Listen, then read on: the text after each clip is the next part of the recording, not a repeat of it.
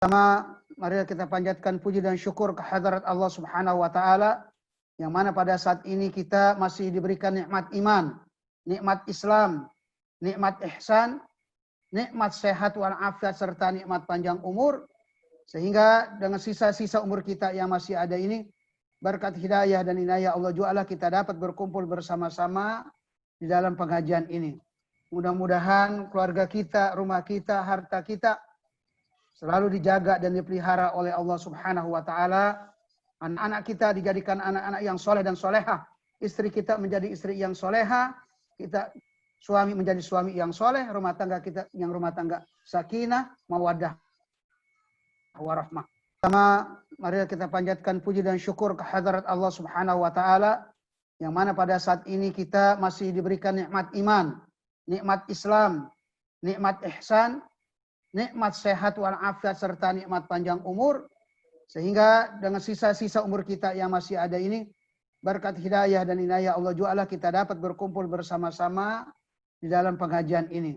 Mudah-mudahan keluarga kita, rumah kita, harta kita selalu dijaga dan dipelihara oleh Allah Subhanahu wa taala.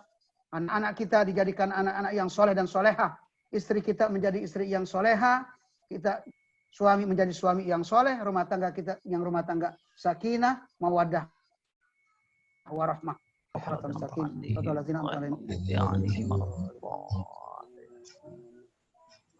Para jamaah Majelis Taklim yang saya hormati, sudah lama kita baru bisa berjumpa, walaupun juga sekarang berjumpa melalui Zoom. Oleh karena itu juga saya mengucapkan pertama-tama minal aidin al-faizin wa qulu amin wa antum bi khair. Taqabbalallahu minna wa minkum sholihal a'mal. Teman-teman sekalian, kita pada malam hari ini pertama kali kita bukan semenjak ya beberapa bulan yang lalu kita tawakuf yang dengan adanya pandemi COVID-19, dan juga pertama kali juga kita sekarang pengajian ini yaitu tafsir.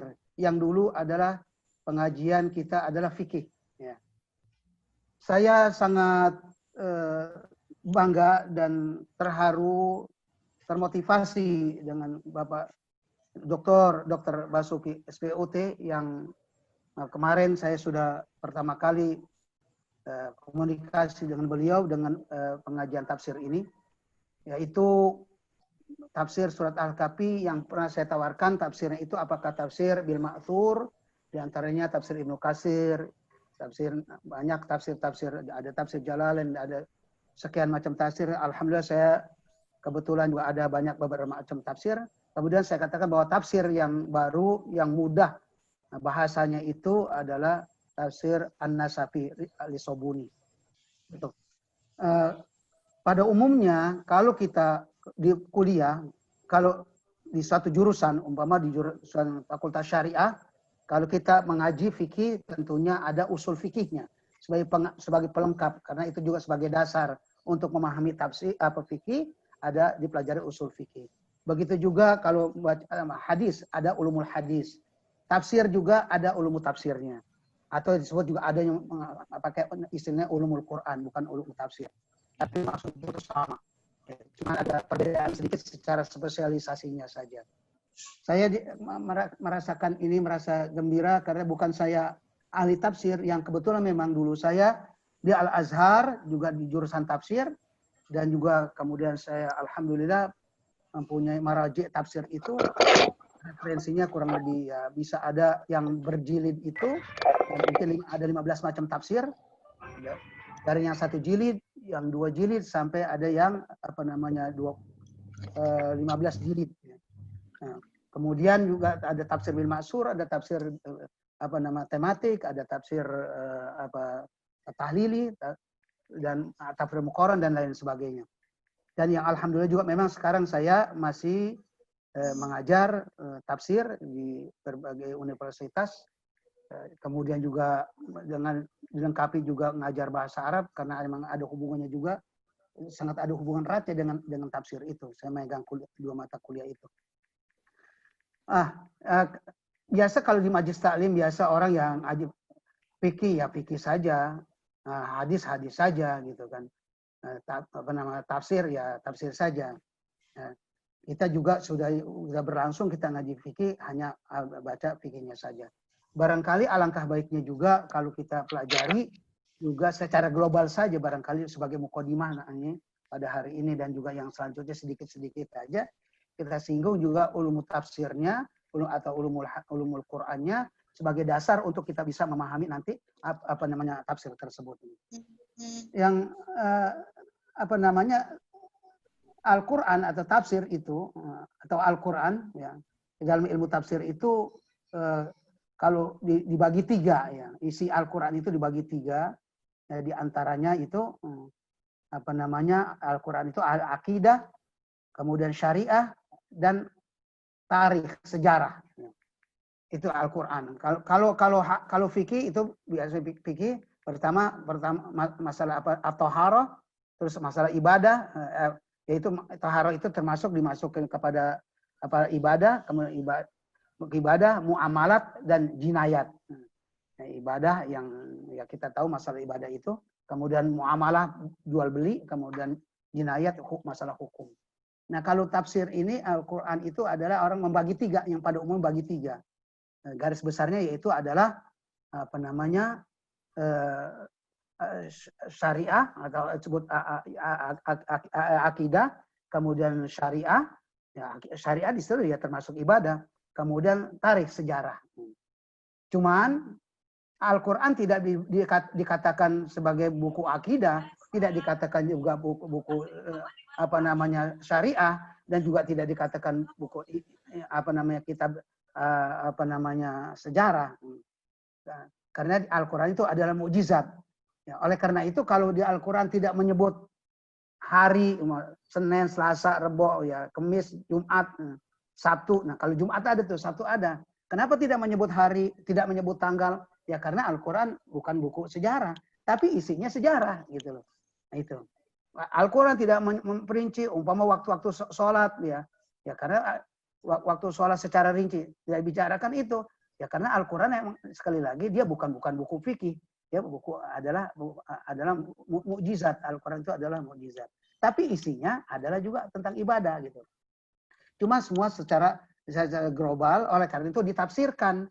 Ya, ditafsirkan dengan hadis Nabi. Itu yang namanya tafsir bil maksur. Tafsir bil maksur seperti tafsir Qurtubi, tafsir At-Tabari, kemudian juga tafsir bil maksur Imam Suyuti. Itu tafsir bil maksur itu artinya tafsir Quran bil Quran, tafsir Quran bil hadis.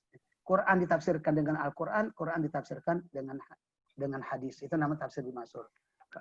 Kemudian kalau tafsir tahlili yaitu ya yang sebagaimana yang kita punya itu seperti tafsir Jalalain, tafsir Al-Kasyaf, tafsir Alusi, tafsir Nasafi, itu disebut namanya tafsir tahlili. Ada tafsir namanya Muqaron, tafsir perbandingan, tafsir tematik. Tematik yaitu mengumpulkan ayat dengan satu judul, tapi ayat-ayatnya itu dikumpulkan seperti itu. Nah itu. Ini barangkali ya, sementara itu dulu sebagai muqaddimah pengantar ilmu tafsir atau Al-Quran. Nanti kita lanjutkan lagi ketika kita mengaji lagi pada pertemuan berikutnya. Nah, itu namanya sebagai prolog atau sebagai muqaddimah. Kalau di sini disebut ya yang kita bagian baina yaday surah itu di kitab lain biasa tulis muqaddimah. Ada yang disebut namanya tamhid. Nah, di kita itu dikenal prolog ya kalau nggak salah Dok ya. Prolog pembukaan gitu bahasa Indonesianya. Muqaddimah itu kan bahasa Arab ya, bahasa Arab. Nah, tapi kita sudah mengenal tuh sebagai muqaddimah, pembukaan. Ya, kemudian ada prolog ya seperti itu. Barangkali tadi saya sebagai pengantar itu yang disebut namanya mungkin prolognya gitu. Ya boleh dikatakan muqaddimah. Nah, kalau bahasa Arab itu muqaddimah paling dulu, kemudian ada tamhid namanya. Tamhid udah memasuk kepada subjudul topik itu kalau dalam kita menulis skripsi seperti itu. Nah, tamhid masuk pada judul pembukaan itu namanya madkhol. Madkhol itu pintu masuk. Dibagi tiga. Jadi ada muqaddimah, ada tamhid, ada madkholnya. Nah, udah madkhol tuh masuk definisi. gitu. Nah, itu barangkali yang yang kita sudah lalui seperti itu. Istilah-istilahnya ini baina yaday surah itu baina, kalau kita artikan letterlik itu baina di antara. Yadai itu asalnya ada yadani, dua tangan, dua tangan. Karena diidopahkan ya baina yadai ya, jadi alamat itunya ilmu bahasanya adalah majrur, jadi yadai karena diidopahkan kepada surah. Jadi di depan dua tangan surat. Jadi kalau dikatakan letternya tangan itu berarti di depan dua tangan kita. Berarti di depan berarti duluan. Nah, itu. Artinya maksudnya muqaddimah ya. Jadi di sini baina di surah itu maksudnya muqaddimah surat itu. Nah, baiklah saya ulang dari awal. Di atas itu suratul kahfi makiyatun. Surat kahfi makiyah, yaitu makiyah itu artinya yang turun di Mekah. Ya, surat-surat yang turun di Mekah disebut namanya makiyah, atau ayat-ayat yang turun di Mekah namanya makiyah. Yang kalau turun di Madinah disebut madaniyah. Kemudian wa ayatuha asrun wa mi'ah. Ayatnya itu asrun 10, mi'ah 100. Jadi 10 tambah 100, jadi 110. Bahasa Arab begitu, dibalik kayak bahasa hampir sama kayak bahasa Inggris juga. Asrun wa mi'ah 10 dan 100. Jadi maksudnya 110 ayat. Masih lancar nih suaranya. Masih bagus, alhamdulillah. Jelas, jelas. Jelas, alhamdulillah. Ya, kemudian selanjutnya metodologi kita ini saya tidak membacakan semuanya Arabnya ini ya, karena kalau itu juga nanti memperhambat waktu, kecuali ayat Al-Qur'annya atau hadisnya. Itu insya Allah saya usahakan saya baca dan juga saya artikan. Tapi dalam penjelasan atau tafsiran nanti ya saya pilih-pilih saja. Ya, juga karena dulu juga dorongan dari support dari Bapak Dr. Basuki itu untuk supaya para peserta ini mengerti bahasa Arab. Ya, cuman tempo hari kita baca juga sedikit-sedikit, ada diterjemahkan ya, tapi juga yang pentingnya saja gitu, yang saya anggap penting. Kalau saya juga setiap kalimat saya artikan jadi kayak nanti belajar, nanti dibilang anak TK lagi, kan begitu. Nah, ini kita ini sudah semua pada sarjana. Jadi sekali-kali juga saya menerangkan mungkin kalau yang saya perlukan secara detail ya ilmu balagonya, ilmu nahunya. Ya, karena ini kita biarpun pengajian majelis taklim, ya saya bukan meremehkan majelis taklim yang lain. Artinya memang pesertanya adalah ini para sarjana. Ya bisa saya motivasi untuk juga memahami sedikit grammar bahasa Arabnya, nahwu sorofnya gitu. Karena ini kita udah tingkatan para sarjana dan juga tidak mendikte juga terlalu mendetil. Jadi jangan dikira anak TK lagi, kan begitu. Jadi saya ambil pertengahan saja seperti itu. Nah, atau saya mukadimah yang saya baca nanti selanjutnya saya tidak baca lagi gitu. Ya seperti itu, barangkali para jemaah seperti itu metodologi kita untuk selanjutnya. Ya, di sini baina yaday surah sekali lagi artinya itu maksudnya adalah mukadimah suratnya. Kalau letternya baina di antara yaday dua tangan, surah suratnya. Kalau dua tangan kita kiri kanan di depannya itu berarti ya di depan mukadimah namanya, pendahuluan. Ya. Suratul Kahfi ya, minas suwaril makiyah. Suratul Kahfi minas suwaril makiyah. Suratul Kahfi, surat Kahfi ya, minas suwar ya, termasuk dari suar. Itu kalau tadi suratu, di sini suar. Itu suar itu jamak daripada surah. Mufradnya, singlenya itu surah. Kemudian jamaknya, pluralnya itu, singlenya itu surah, ya pluralnya itu suar. Jadi surat Kahfi salah satu dari antara surat-surat makiyah, surat-surat yang diturunkan di Mekah. Wahia ihda suarin khomsin budiat bil hamdulillah. Surat Kahfi ini salah satu 5 surat yang dimulai dengan kata-kata dengan kalimat alhamdulillah. Ya. Yaitu apa yang 5 surat itu? Wahia suratul Fatihah. Ya, kita tahu surat Fatihah dimulai dari alhamdulillah ya rabbil alamin. Kemudian surat surat Al-An'am. Surat Al-An'am juga dimulai dengan alhamdulillah, itu alhamdulillahilladzi khalaqas samawati wal arda wa ja'ala dzulumati wan nur. Al-ayat. Kemudian berikutnya surat Al-Kahfi, yaitu surat yang sekarang kita pelajari, juga dimulai dengan alhamdulillah, yaitu alhamdulillahilladzi anzala ala abdihil kitaba walam yaj'al lahu iwaja qayyima. Ya. Kemudian setelah itu surat apa lagi? Surat Saba dan surat Fatir. Surat Saba dan surat Fatir. Yaitu surat Saba ya, yang surat Saba yaitu dimulai juga dengan alhamdulillah, alhamdulillahilladzi lahu ma fis samawati wa ma fil ar. Kemudian juga surat Fatir. Alhamdulillahi fatiris samawati wal ard ja'ilil malaikati rusulan uli ajnihatin masna wa thulatha wa ruba'. Nah, itu 5 surat yang dimulai dengan kalimat alhamdulillah. Jadi satu Al-Qur'an di sini kita dapat nih, mulai kita dapat satu poin pelajaran kita mengetahui bahwa surat-surat Al-Qur'an dan yang 114 surat yang dimulai dengan kalimat alhamdulillah ada berapa? Ada 5 surat, yaitu surat Fatihah, Al-An'am, Al-Kahfi, Saba, dan Fatir. Dan semuanya ini dimulai dengan pujian kepada Allah Subhanahu wa taala dan juga mensucikan Allah Subhanahu wa taala dan juga mengakui keagungan dan kebesaran dan kemuliaan Allah Subhanahu wa taala. Itu poin yang pertama, yaitu sebagai muqaddimah daripada surat Al-Kahfi ini.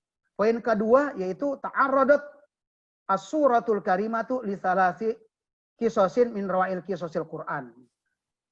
Ya, poin yang kedua adalah bahwa surat Al-Kahfi ini mengemukakan ada 3 cerita, 3 kisah. Udah kisah itu juga ya sudah menjadi bahasa Indonesia, orang kenal. Seperti muqaddimah itu asal dari bahasa Arab ya. Dari qaddama yuqaddimu muqaddimah atau dari taqaddama ya taqaddamu mutaqaddimatan. Nah, itu. Nah, ini juga kisah, yaitu kisos di sini jamak kisah, mufradnya, singlenya itu kisah, jamaknya itu pluralnya itu adalah kisos. Jadi surat yang mulia ini, surat Al-Kahfi itu mengemukakan ada 3 kisah, 3 cerita yang sangat indah, yang sangat cemerlang, yang sangat menarik hati ya, yang sangat menggugah hati kita. Yaitu dengan tujuannya adalah di situ antara dasarnya adalah menanamkan akidah.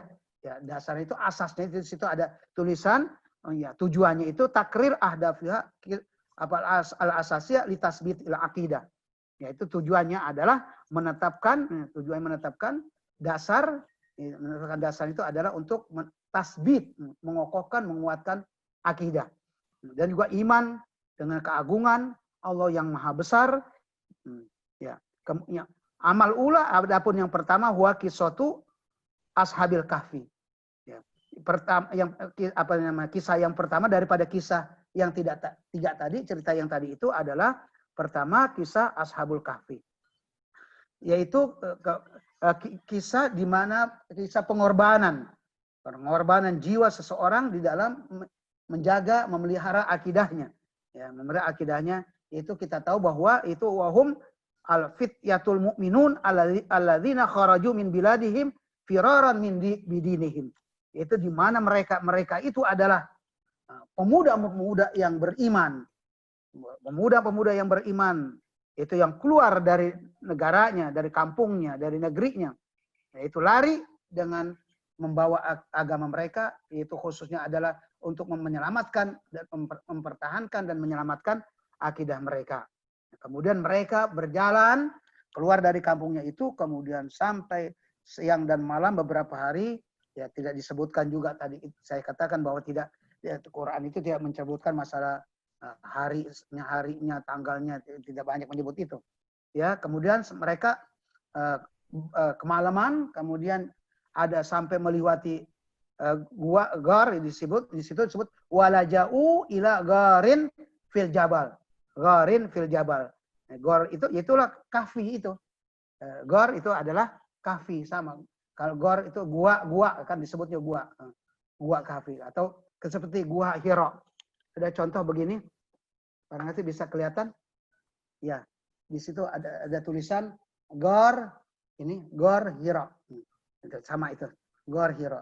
Ini di Gua Hira dulu saya pada tahun 1987. Ya, saya di Azhar itu tahun akhir 81. Akhir 81 saya ke Mesir, itu 87 saya ke waktu naik haji itu saya sempat ke sini. Ini foto saya yang tahun 87 tahun nih, tahun 87 Dok. Ya, masih kurus tuh dulu. Ya. Tahun 87 dulu, masih kurus ya. Itu masuk ke Gua Hira itu. Di situ ada tulisan Gor Hira itu, tulisannya di batu terus itu. Ini namanya Gua Hira.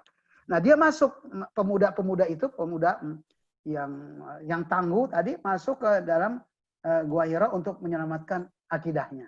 Nah, lari ya.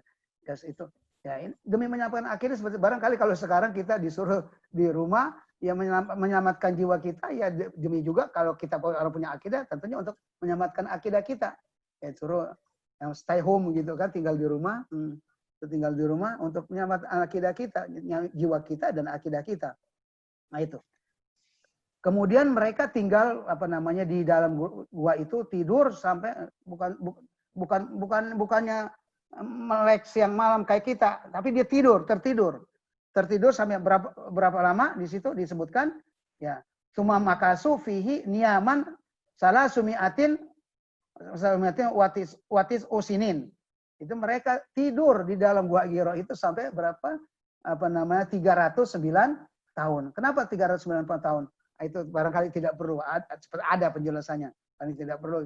Itu bukan hidayahnya, bukan itu hitungan masalah tahun Hijriah dengan tahun Miladiah, pakai ada 9-nya ya. Dan itu barangkali kurang nggak saya jelaskan itu. Nah, itu ini kan juga sebagai baru pengantar kita ini. Kemudian Allah bangkitkan summa ba'asamullahu ba'da tilkal muddah atau wila. Kemudian Allah bangkitkan dari tidurnya itu setelahnya mereka tertidur selama 9 tahun.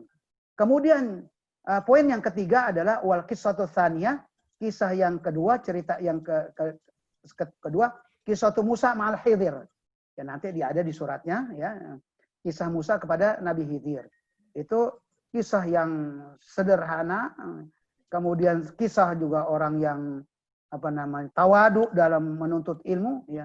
Seorang Nabi Musa menuntut ilmu, mencari ilmu kepada Nabi Khidir ya karena Nabi Khidir mempunyai kelebihan di sinilah.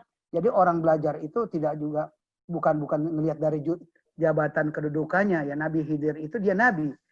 Sedangkan Musa nabi dan rasul ya. Tapi kalau masalah ilmu kita juga tidak melihat jabatan siapa orang itu. Ya memang kalau tentunya jabatan itu, kedudukan itu untuk memantapkan ya, karena sebagai keahliannya dia di situ.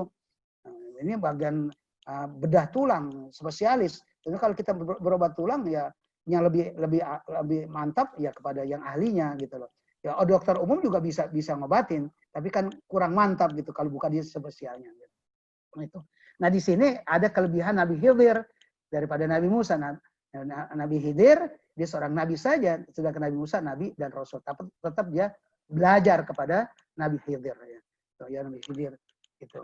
Karena ini juga termasuk ya tawadu di sini dikatakan mungkin tawadu juga jadi bahasa Indonesia, ketawaduan Nabi Musa. Kalau tawadu juga dikatakan kalau ada juga istilah mutawadhi'ah itu yang sederhana gitu loh.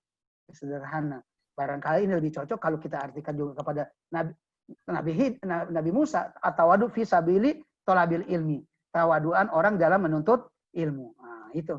Nah, kemudian selanjutnya juga di situ cerita berita-berita yang alam gaib yang Allah perlihatkan yang gaib itu kepada siapa? Yaitu Al-Abdul Soleh Al-Hidhr yang Nabi Musa tidak tahu. Nanti kita di akhir dekat sampai juznya itu. Ya, di apa namanya hampir di akhir surat surat Al-Kahfi itu Nabi Khidir seakan-akan tahu yang gaib itu. Ya, yang gaib ini tidak layak al ghaiba illa Allah. Tidak ada yang tahu yang gaib illa Allah. Tapi di situ ada di ayat Quran illa mandir tadu min rasulin. Kecuali seorang di antara rasul yang Allah ridhoi seperti Nabi kita Muhammad SAW sering dikasih akhbar al-ghaib, akhbar al-ghaibah.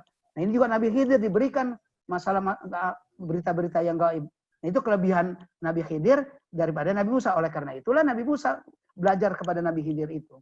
Ya, banyak tentang ilmu apa yang dia tidak ketahui, tapi diberitahu kepada Nabi Khidir masalah-masalah yang gaib. Nah, itu ada ya lam ya'rifuha Musa alaihissalam. Ya, yang dimana Nabi Musa tidak tahu hatta a'lamahu bi al-Khidir seperti kaki soti safina, yaitu yang tidak diketahui oleh Nabi Musa diajarkan oleh Nabi Khidir seperti kisah tentang perahu. Ya nanti tidak ditafsirnya tentunya penjelasannya yang sisa tentang. Kemudian cerita kenapa itu cerita peristiwa membunuh anak. Bagaimana kok orang nggak bersalah dibunuh itu? Kan diingkari sama Nabi Musa itu nanti di ayatnya kan begitu. Nah, Nabi Musa tidak tahu itu, padahal itu ada hikmahnya dan itu mendapat izin dari Allah Subhanahu wa taala. Kemudian membangun tembok lagi. Kenapa ini membangun tembok? Itu gaib semua. Tapi Nabi Khidir yang tahu ini. Nabi Musa Nabi Musa disuruh membangun itu gitu loh. Ya, itulah Nabi Musa belajar kepada Nabi Khidir walaupun dia seorang nabi dan juga seorang rasul. Ya. Kemudian kisah yang ketiga kisah Zulkarnain. Zulkarnain seorang raja tentunya, raja Malik yang Allah berikan anugerahkan keimanan dan ketakwaan bahkan keadilan. Nah, dia orang adil dia. Kemudian kerajaannya juga luas ya, makmur ya pada saat itu. Dan dia di situ disebutkan wa ayyamlika masyariqal ardi wa magharibaha. Memiliki ya, menguasai timur dan baratnya. Nah, dari sekitar sana ya. Kemudian juga ada apa namanya dia memerintahkan untuk membangun bendungan yang begitu besar yang disebut Sadul Ali ya kalau tidak salah, yang ada orang bilang Sadul Ali yang itu yang saya pernah pergi, yaitu antara perbatasan Sudan dengan Mesir. Itu memang luar biasa.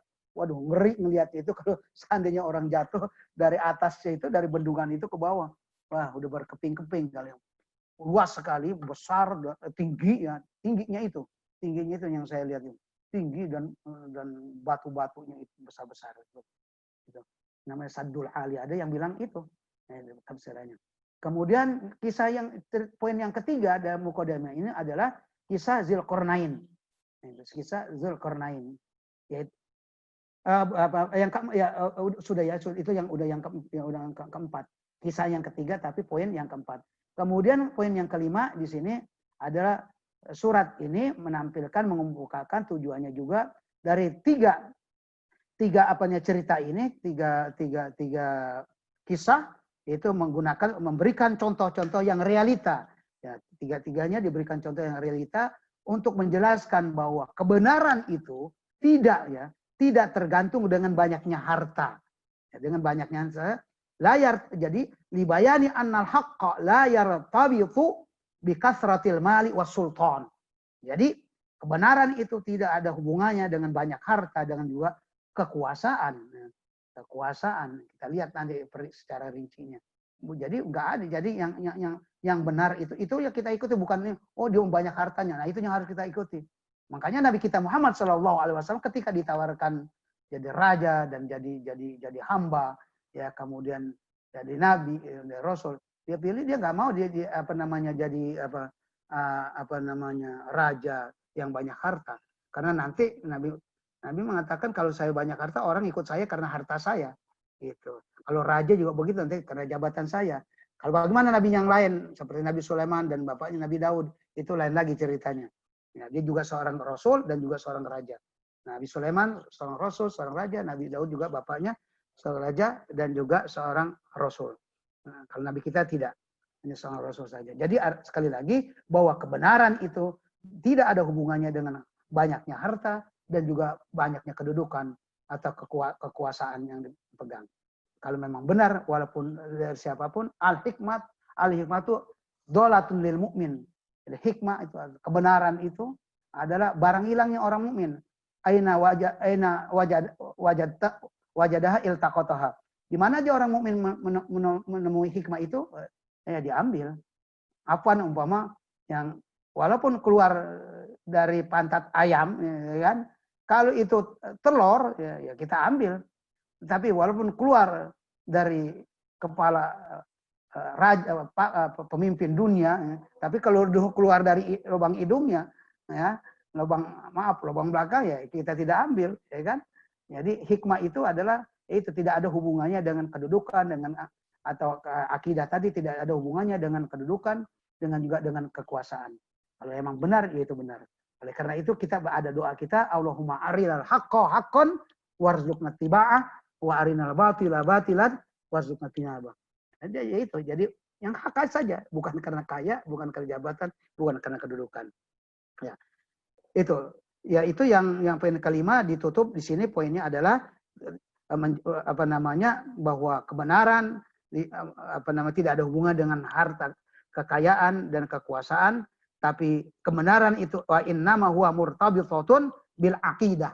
Nah, ya, innama huwa di sini innama huwa murtabithatun bil aqidah, tetapi ada masalah hak itu ada hubungannya kebenarannya dengan akidah. Ya. Ya, kalau kita juga cerita umpama Nabi Nuh kepada anaknya kan, Ilyas anak Nabi, innahu min ibni, itu anak saya, tapi kata Tuhan, innahu laysa min ahlik, itu bukan anak kamu. Nah, jadi maksudnya bukan anak-anak secara biologis, tetapi maksudnya di situ bukan anak kamu, maksudnya itu masalah iman.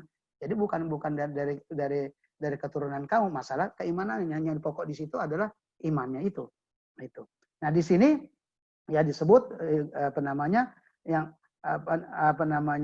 kebenaran itu adalah hubungannya dengan akidah. Ya, seperti misal yang pertama lil ghani al mazhu' bi malihi. Orang kaya yang yang bermegah dengan hartanya, ya, kekayaan yang bermegah dengan harta, tapi dia tertipu dengan hartanya itu. Ya. Dia lalai dengan hartanya itu. Ya, kekayaan tapi tertipu dengan hartanya sendiri. Tapi sebaliknya al-fakir al-mu'taz bi iqadati wa imani.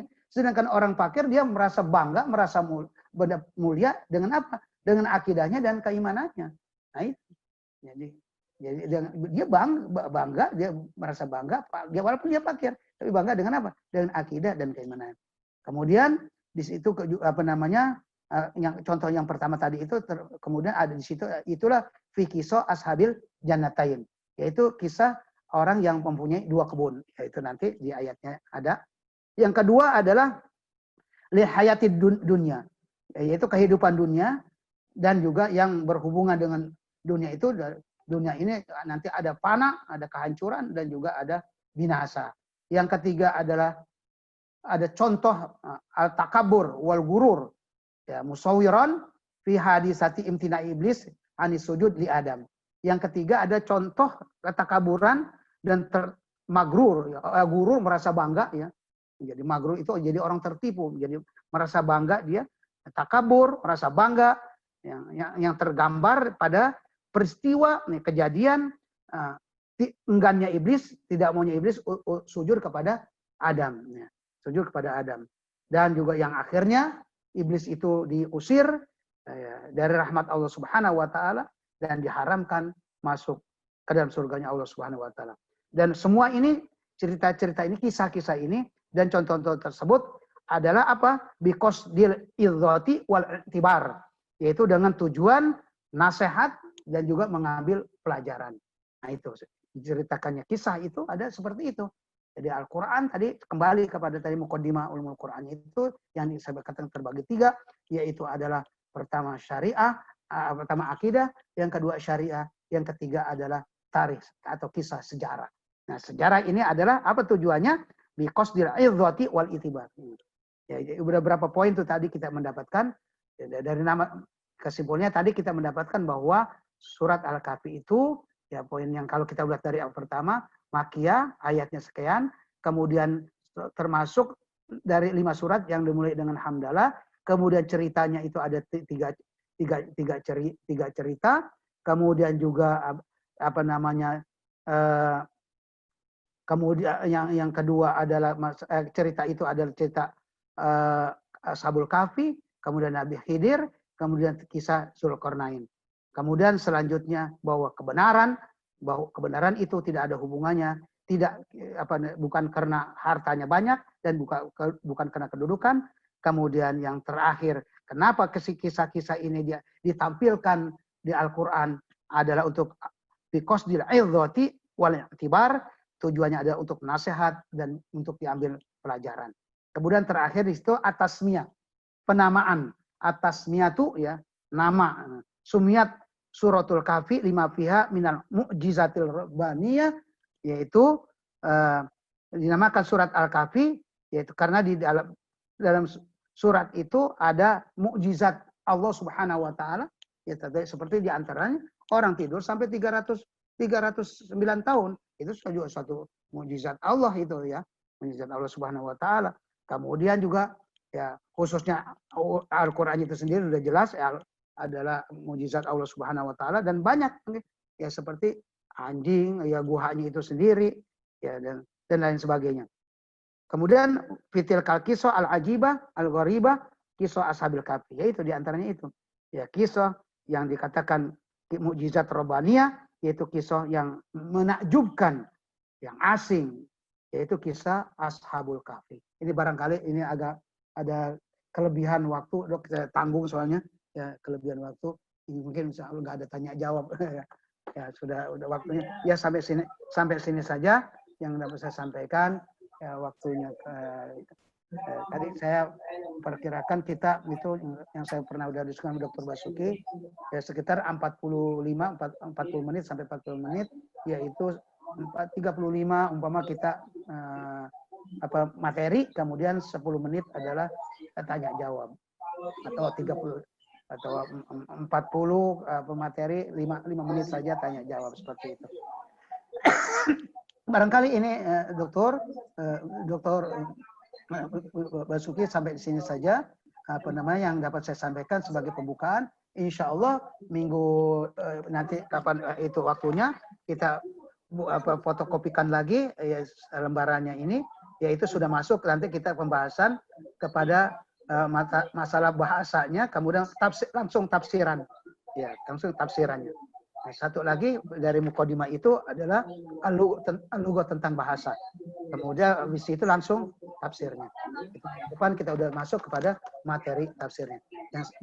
Kemudian mungkin kita buka juga sedikit lagi ilmu Qur'an, sedikit-sedikit saja.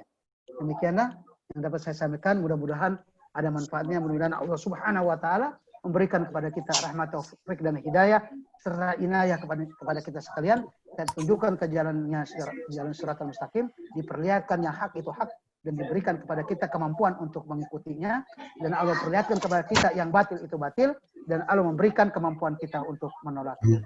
Mudah-mudahan kita juga Allah angkat musibah atau pandemi ini dari umat Islam khususnya dan untuk seluruh umat bangsa. Mudah-mudahan COVID ini segera selesai sehingga kita bisa muamalah, kita bisa bekerja, kita berusaha dan sebagaimana biasa, dan mudah-mudahan ekonomi kita juga bisa bangkit lagi. Demikian. Assalamualaikum warahmatullahi wabarakatuh. Waalaikumsalam warahmatullahi wabarakatuh. Syukran jazakumullah khair. Ustaz Hasan Swabi telah menjelaskan pengantar dari surat Al-Kahfi yang insya Allah nanti akan dilanjutkan pada Rabu yang akan datang pada pukul 8, dan ini tidak lama-lama, hanya sekitar 45 menit, dan ini juga masih 852. Jadi intinya ada